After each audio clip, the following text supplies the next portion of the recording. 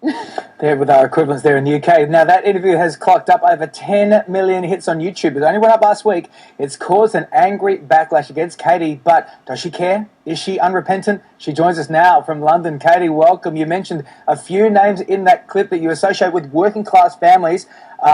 Give us some more example of those names just to get our viewers here up to date within Australia. Some more examples for me would be things like Tyler, obviously, things like Brandon. Kyle. Yeah, I think so. Angel, Princess, Destiny, anything to do with nature, so sky, river, breeze, anything to do with that kind of stuff. All of those names that you would associate with a certain class of people, they're not generally the sorts of children that I want my children to be hanging out with. And I see children's names really as a shortcut to making a decision about whether they're the sort of children that I want my kids to play with. So, Katie, you openly admit that you judge children by their names, but what sorts of things are you judging exactly of the Tylers and the Rivers and the Phoenixes? Well, for me, I suppose when you look behind a child, really, that's what I'm judging. When I see, let's say, a Tyler, you know, I can shut my eyes and I see behind Tyler and I can picture the mum, you know, slightly overweight in a nasty pair of leggings, holding shopping bags of nasty clothes bigger than the last baby she just had. There might be another one on the way, but you can't be sure. You know, that's the mum I see. I just want to interrupt you there, and you're making a fair point for your argument. But like if I think of somebody like Brad Pitt and their kids, they've got some really unusual names there, like Shiloh and Pax, Dax. Always forget that one. But, you know, so, I mean, you don't know. You can't judge. I mean, there are a lot of people of all classes naming their kids all sorts of things. In fact, a lot of lower class kids in Australia, if you want to say lower class, are calling the kids Jack, Henry. I mean, these are very, you know, old school names. Yes, and I think it's one of the trends, isn't it? The sort of celebrity names. And that, for me, if you're not a celebrity, which clearly Brad Pitt is, but if you're not, you know, that for me is very But if you're judging by the kids, how do you know? You may not, because they may be wonderful people. But their parents, you know, children are very much a product, aren't they, of their parents and the environment they live in. Now, if you're naming your kid something out of a celebrity magazine, probably you're spending a little bit too much time reading celebrity magazines and not spending enough time reading things like the newspapers, listening to the news, or reading the New Statesman here, or maybe The Economist, or something a little bit more sensible. You know, if you're the sort of woman that's spending all day reading celebrity magazines, I would suggest you're not the sort of person that's intelligent enough to be playing with my children. Well, but Katie, can I just ask you, I mean, you've made some very gross generalisations about people's weight, the types of reading material. What do you base these generalisations on? Or do you, in fact, recognise they are generalisations?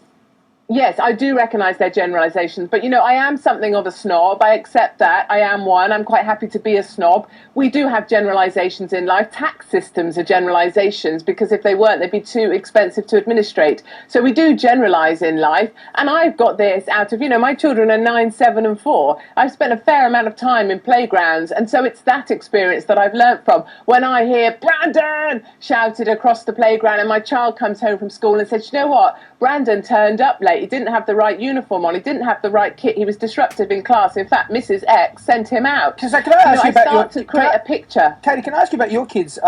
You've got 3 children, am I right? Yes, you're right. Can I ask them what their names are? India, and then Poppy, and then Max. India, Poppy, and Max. And how are their schooling going? Is it all good? They're perfect kids? Are they perfect upbringing? I doubt they're perfect, and I doubt their upbringing is perfect either. But what I do know is that while I still have influence and control over their lives, which I appreciate will dwindle fairly fast as they reach their teenage years, but whilst I do still have this control, I will fight for my children. I will fight for them to be surrounded by intelligent people. And what I find is that children that have intelligent names, you know, Latin, Greek derivatives, perhaps Ileana, Clarissa, Monty, Christopher, Henry, George, lovely. You are taking the mickey, are you? You are taking the piss, aren't you? I'm not. And shall I tell you just one other thing on that? There's a whole bunch of mums in playgrounds all over the place this morning that are watching your show that say exactly the same thing as me. It's just that they don't say it outspoken and in public. But I guarantee there's people watching this that will be agreeing with what I'm saying, even though we can't say it, because the PC police will get us. But Katie, you've contradicted yourself, because you've actually said that you don't like children's names where there's a geographical base. Brooklyn, for example. But your child, you have a child named India. India. Yes, but this was about towns and cities. It wasn't well expressed. Oh, not countries. Countries are fine. What about continents? I absolutely accept that point. But I don't like Chelsea. I don't like Brooklyn. I don't like even, Why are you London. judging the names? You may not even know the kids. I mean, look, frankly, I am a working class kid, even though my name is David. Perhaps my grandmother had higher aspirations. But, I am a working class child. Why are you judging the child? I mean, I tried to better myself. I tried to make a good education. I was an extremely well-behaved boy up until my 20s.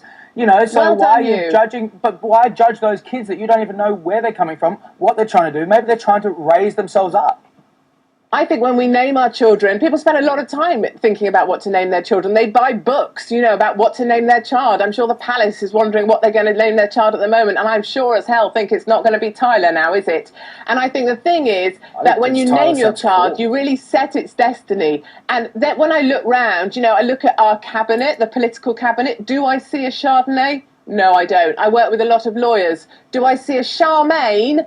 No, I don't. And I think what you call your child really matters. Sorry to interrupt you. I just want to move on because it's not the first time that you have caused controversy. In another interview earlier this year, you told an overweight lady that you would not hire her regardless of her qualifications because she was obese. Now, before we chat about it, let's just have a look at what you had to say then.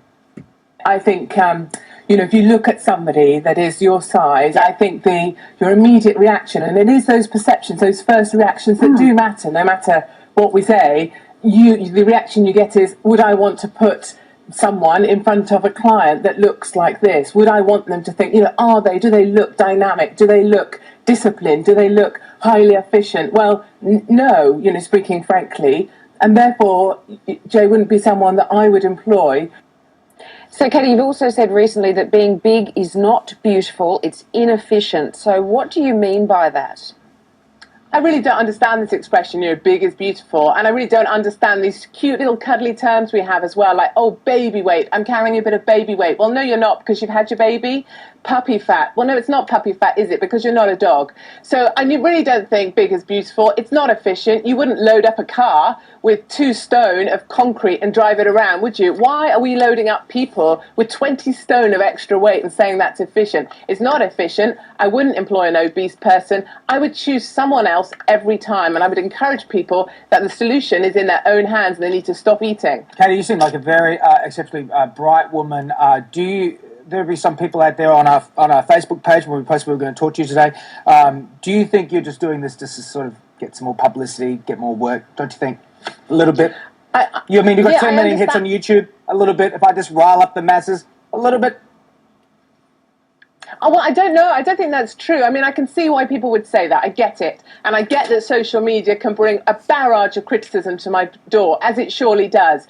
But what I think is there's so many people out there that are saying this stuff, but they can't say it publicly because the PC police will have you. And I think there just needs to be a few people like myself that speak honestly, that speak the truth. People say, look, they're really fat. I wouldn't employ them. But will they say it out loud? No, they won't. I will. I can take the criticism, bring it on, keep calling me names, call me horseface, call me what you like. I do have a view, I do express my view, and I do stand by everything I've said. Yeah, we're all about free speech here too. Thank you, Katie Hopkins. Just fess up before you go. You're named after Katie Price. Looking down, I don't think so. Thanks, Thanks Katie. for your time this morning. Thank you, Katie. Please